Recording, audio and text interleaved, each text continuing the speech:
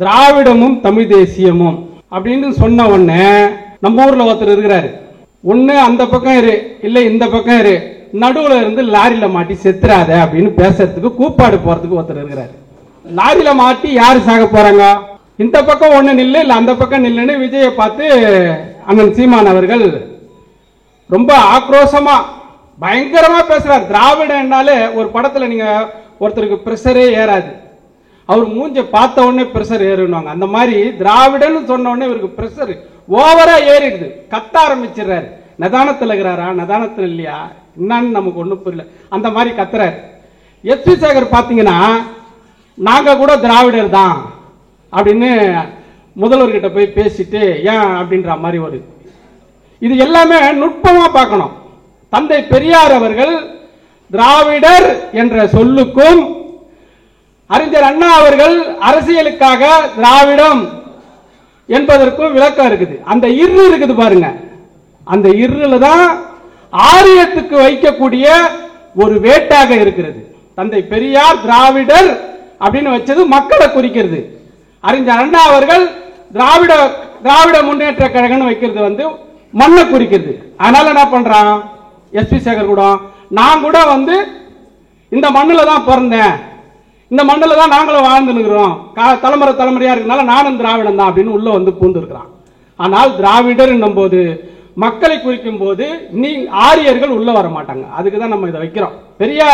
பெரியார் சொல்றாரு, நான் திராவிடன் தவிர்த்து வேற சொல்லு வைக்கிறேன், என்ன சூத்திரன்னு சொல்றான், என்ன தாசி மகன்றான், என்ன வேசி மகன் சொல்றான்.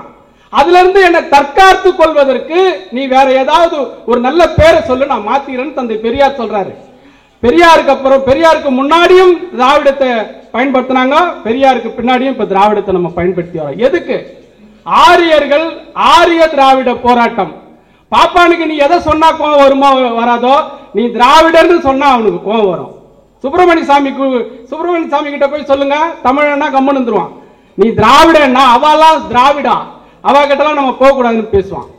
அப்ப இங்க திராவிடா என்ற ஒரு பிரச்சனைய, திராவிடர்கள் என்ற பிரச்சனைய தந்தை பெரியார் அவர்கள் ஒரு அரணாக ஒரு கேட்டாக நமக்கு வர இருக்கின்ற சில பிரச்சனைகளை ஒட்டி திராவிடர், நீங்க 44 தான் திராவிடர் கழகம் தந்தை பெரியார் பேர் வைக்கிறார்.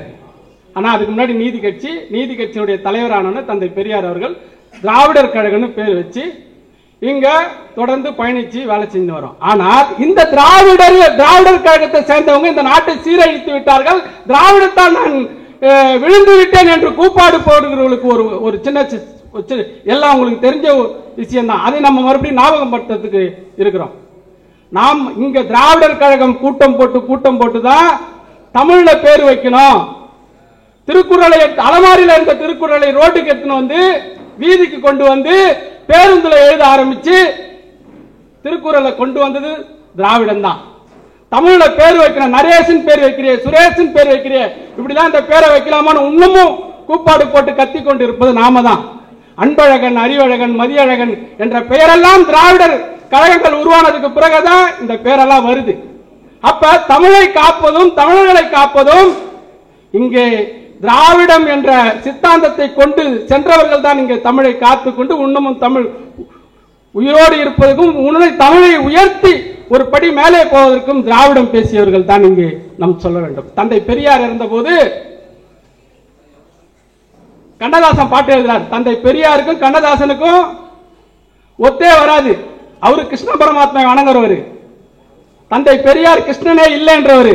ஆனால் தந்தை பெரியார் மறைந்த போது கண்ணதாசன் எழுதுறாரு, சரித்திரம் மறைந்த செய்தி, தலைவனின் மரண செய்தி, விரித்ததோர் புத்தகத்தில் வீழ்ச்சியை கூறும் செய்தி, நரித்தனம் கலங்க செய்த நாயகனின் மரண செய்தி, மறைந்தது பெரியார் அல்ல மாபெரும் தமிழர் வாழ்க்கை என்று முடிச்சார். அப்ப ஒரு திராவிடரும் திராவிட கழகமும் திராவிடத்தையும் பேசிய தந்தை பெரியார் மறைந்த போது கண்ணதாசன் எழுதியது மறைந்தது பெரியார் அல்ல மாபெரும் தமிழர் வாழ்க்கை என்று முடித்தார். இங்கே தமிழர்களுக்கு முகவரி காட்டியவர் தந்தை பெரியாராக இங்கே விளங்குறார். அப்ப பெரியார் திராவிடத்தை பத்தி பேசிவிட்டு தமிழர்களுக்கு என்ன செய்தார்? அவர் தான் ஒரு கடிதம், எங்கேயாவது ஒரு கடிதம் கீழே வந்தனா பாப்பான் பார்த்தானா அந்த கடிதத்தை ஏற்றி அந்த கடிதத்தில் இருக்கிற பாப்பானுக்கு அந்த குடும்பத்தில் இருக்கிற பாப்பான் வேலைக்கு போகலான்னா பாப்பான், நம்மால் பார்க்க மாட்டான். இதெல்லாம் வேலைக்கு நம்ம அடுத்து எப்படி நம்ம இன்னைக்கு ஒரு தாசில்தாராகவும், ஒரு கலெக்டராகவும், ஒரு என்ஜினியராகவும், ஒரு டாக்டராகவும், ஒரு நீதிபதியாகவும் இன்னைக்கு வந்திருக்கிறோம்னா யாரு செய்த வேலை, யாரெல்லாம் உழைத்த உழைப்பு, இவர்கள் பட்ட பாடு.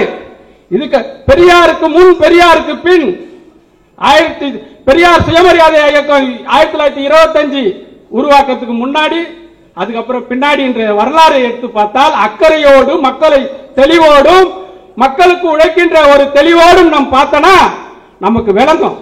தந்தை பெரியாருக்கு அப்புறம் இந்த சமூகத்தில் எத்தனை பேர் படிச்சு மேல வந்தாங்க, எத்தனை பேர் படிக்காம இருந்தாங்க, அந்த விளக்கெல்லாம் நமக்கு வரும். அப்படி தமிழர் திராவிடத்தை காத்தவர்கள் தமிழரை இங்கே வாழ வைத்து தமிழர்கள் இங்கே வாழ வேண்டும் என்பதற்காக பாடுபட்டார்கள். இப்படி இருக்கின்ற ஒரு சூழலை திராவிடம் என்று சொல்லவே கூடாது, திராவிடம் எங்கே இருக்கிறது என்று கேட்கின்ற சீமான் கூப்பாடு போட்டுக்கொண்டு ஒரு கூட்டத்திலேயும் ஆட்டு மந்தைகள் போல வைத்தின்ற ஒரு கூட்டத்துக்கு முன்னாடி கத்திக்கொண்டு பேசிக் கொண்டிருக்கிற சீமான் அவர்களுக்கு நாங்கள் சொல்ல விரும்புவது என்னென்றால், தந்தை பெரியாரும் திராவிடம் தான் இங்கே அனைவரையும் வாழ வைத்திருக்கிறது, தமிழையும் சேர்த்து கடைபிடித்திருக்கிறது என்பதை கூறிக்கொள்வதை நாங்கள் பெருமை கொள்கிறோம். இந்த கருத்தரங்கத்திலே தலைவர்கள் பேச இருப்பதால் அவர்களுடைய கருத்தை நானும் கேட்க வேண்டும் என்பதற்காக தான் இங்கே வந்தேன். என்னையும் சில செய்திகள் சொன்னோன்னா நான் இதுக்கேற்ற மாதிரி வரல, இவங்க பேசுறத கேட்கலான்னு தான் வந்தேன். பேச சொன்னதுக்கு என்னையும் அழைத்ததுக்கு நன்றி கூறி விடைபெறுகிறேன். வணக்கம்.